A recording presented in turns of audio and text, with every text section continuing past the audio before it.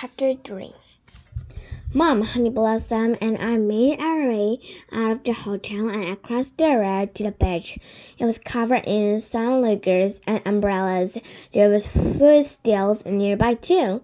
So Mom brought us some lunch and an ice cream. We found a nice spot on the sun and put our towels down. I licked my ice cream and waggled my toes into the warm sun while Mom changed Honey Blossom into her swimming costume. "Isn't it nice, Mom?" I said. "It's lovely, Isadora," says Mom. "Well done for winning the competition." But there was a turn to her voice that made me think she wasn't completely happy. I stared around at all the people on the beach lying under the sunrise playing and eating snacks.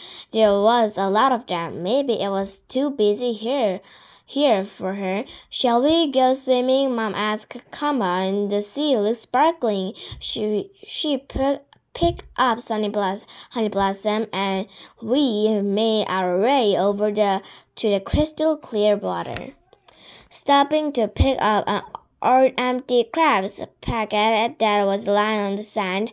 "Such a shame," turtled Mom as she stuck it up into put in the bin later. We paddled into the sea and splashed about for a while. I put on my shark and dipped my head under the water so that I could see a little splashy silver fish stirring about. The eternal pink shells lying on the rippy sand.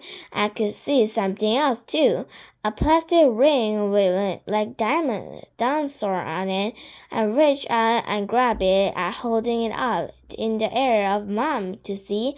"Look," I said, "treasure." Then I slipped it onto my finger and admitted it in the sunshine.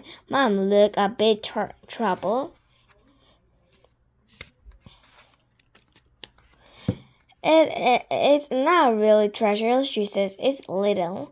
Just then we heard the sound of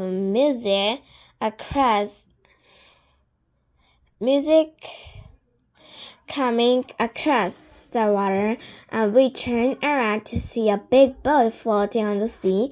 There was people in it who, looking as though they were having a lot of fun. The boat came in near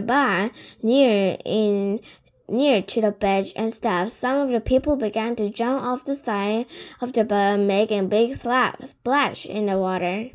Then I noticed a sled coming off the back of the boat. Some people were whistling down into the water, shrinking and laughing. On the side of the boat was a big sign saying, "Book your tour now."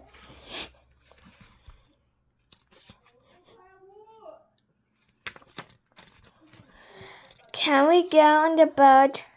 I asked Mom. "Please, Dad will be able to come. He can stay in the cabin."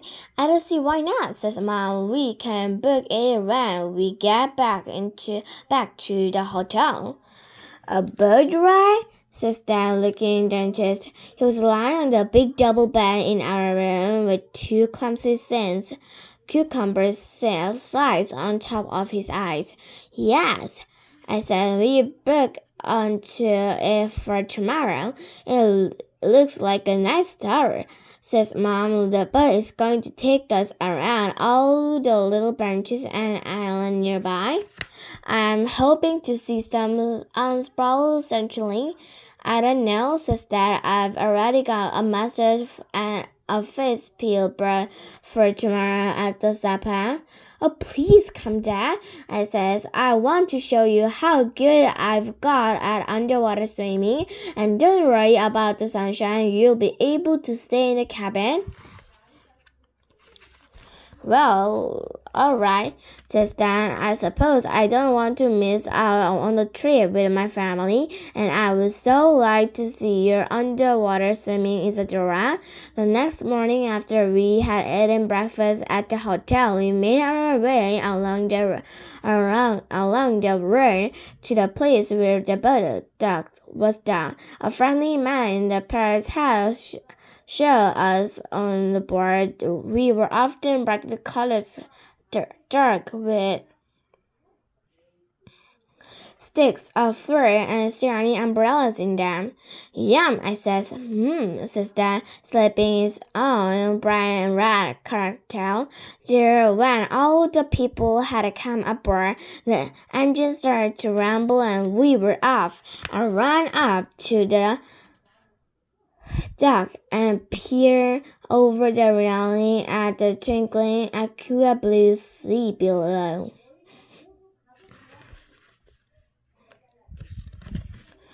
This is the life, says Mom, closing her eyes and letting the wind ruffle her white pink hair. We soon stopped in the distant little cove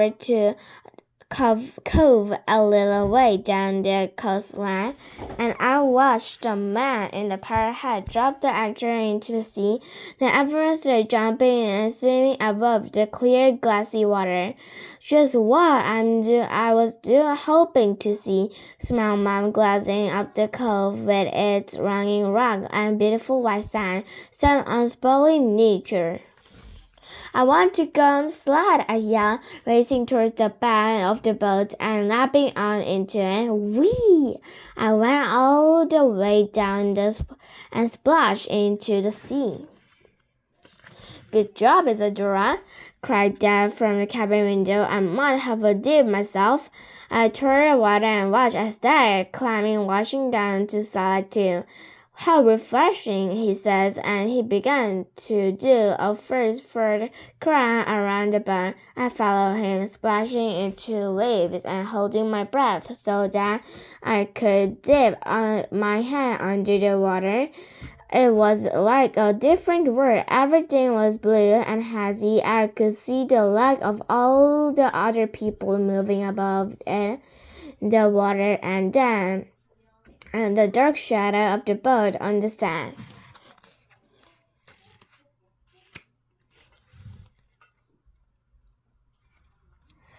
And there was something else too, something shiny, shimmering, moving above behind the rock in the hazy direction. It seemed familiar. What could it be? I didn't want to seem too far away from the boat, so I climbed back up the ladder and to the top deck of the boat where I peered into the ocean below. It was hard to see anything with the sun reflection off the water, so I shook my wing dry and then flapped into air and over to the rocky ridge a little way away. Peering behind it, I could see the swimming tingle again. It was glittering, and it was some coming up towards the surface of the water. It's a secret. My heart started a bit to beat fast, and I flapped my wings and rose high into the air as the thing burst up the shower of the salt and the channels.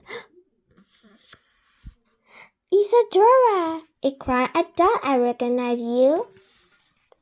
She's a mermaid? Wow. It was Marina, the mermaid. I had met Marina once before when we had been on a camping holiday by the beach, but that had been much nearer to where we live. Marina, I says, what are you doing here? I was going to ask you the same thing, said Marina. We're on holiday, I says. I want a competition. We're on holiday too, said Marina. How fun. She laughed and it sounded a little stirring of shell tinkling in the breeze. It's nice to see you again, she says. Where's Pink Rabbit? He's on the boat, I says. He doesn't like the water. Oh, yeah, said Marina, I remember. Where are you staying? I asked. I didn't know mermaids went on holidays. Of course we go on holidays, said Marina. We like to visit warmer waters every now and then. There are mermaid hotels in different parts of the sea all over the world, you know. Really? I gasped. I do. I'd love to see one. Maybe I can take you underwater again, like last time, said Marina, and her eyes started to twinkle. I can give you another seashells necklace to help you breathe in the water. You can come and meet my mom and dad and my new pet sea unicorn. Sea unicorn? Yes, it's like a seahorse but a unicorn. She's called Oscar. Oh, sure, I replied. That's pretty. Arena nodded happily. I think Oscar and Pink Rabbit would get on. She says, you should definitely visit. How about tomorrow? Where are you staying? I could come and meet you at the beach. We are at the Hotel Magnificent, I says, right at Pearl Cove. Yes, said Marina. My parents and I swam there yesterday to explore. It's very busy, isn't it? We didn't stay long. There were too many people and too much rubbish lying under the water. It made us sad. I guess it is very busy here. Busy there, I said, scratching all of my head so that Marina couldn't see my dinosaur ring. Is there really a lot of litter under the water then?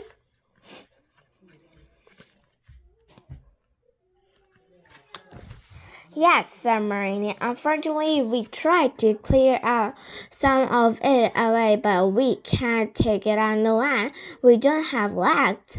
Oh, I says, but I have legs. Why don't I come and help you? You can pass the rubbish to me, and I could take it out to the back to the beach to be cleared away. That sounds like a great plan, said Marina. Just at the moment, I hear my name being calling from the front of the boat. Isadora, where are you? It was Mom, and she said practically. Quickly, I pulled my head up from behind the rock and waved. I'm here, I called. What are you doing all the way over there? Shall Mama come back now, please? The boat about to leave. Okay, come in, I yelled. Then I turned back to Marina. I have to go, I said, but when can we meet again? Wait there a minute, said Marina, and dipped down into the water. See, coming back with something in her hand. It was a big coach shell.